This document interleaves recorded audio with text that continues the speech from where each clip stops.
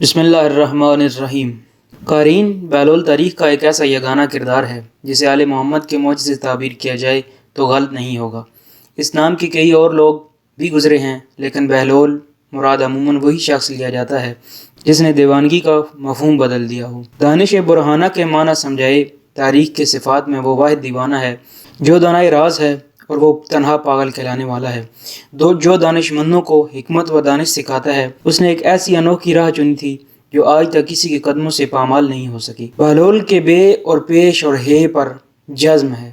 یہ نام ہنس مکھ، سچے اور حاضر جواب لوگوں کے لیے استعمال ہوتا ہے۔ بہلول کی انہی خوبیوں سے ان کا اصل نام فراموش کر دیا جاتا تھا اور وہ ہر جگہ بہلول ہی کہلواتا تھا۔ جس طرح وہ اپنے دور میں ایک مقبول شخصیت تھا، اسی طرح ہر دور میں وہ ایک پسندیدہ کردار بھی رہا۔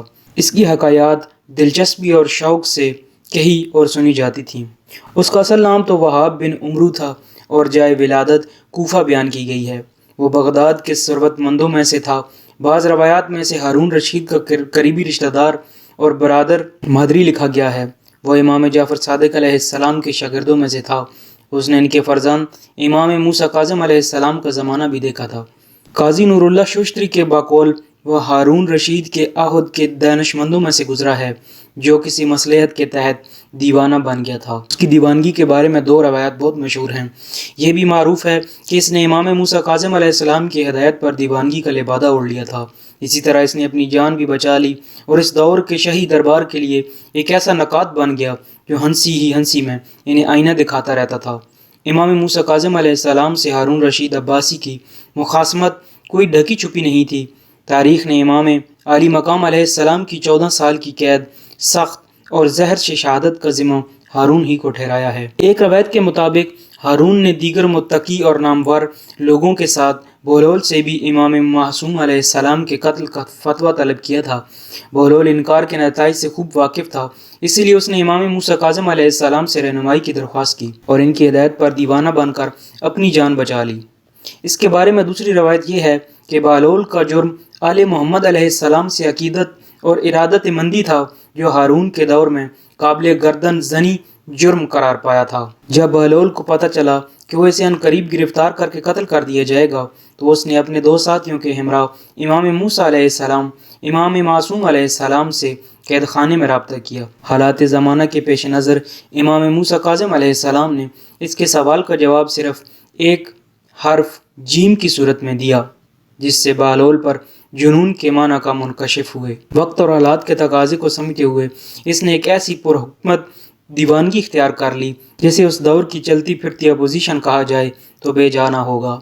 بہلول جرأت و بے باکی، حق گوئی اور مظلوم کی حمایت کا علمبردار تھا اور وہ اس دور میں بادشاہ پر کھلے بندوں تک کی تنقید کرتا تھا۔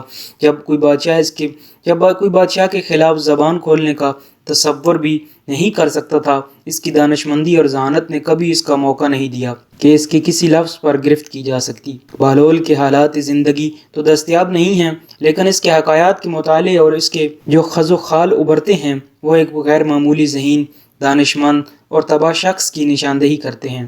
وہ حقیقی معنوں میں ایک خدا رسیدہ عالم اور نابغہ روزگار تھا۔ وہ بہترین حصے مزاح رکھتا تھا۔ اس دور کے حالات اور معاشرت پر اس کی گہری نگاہ تھی۔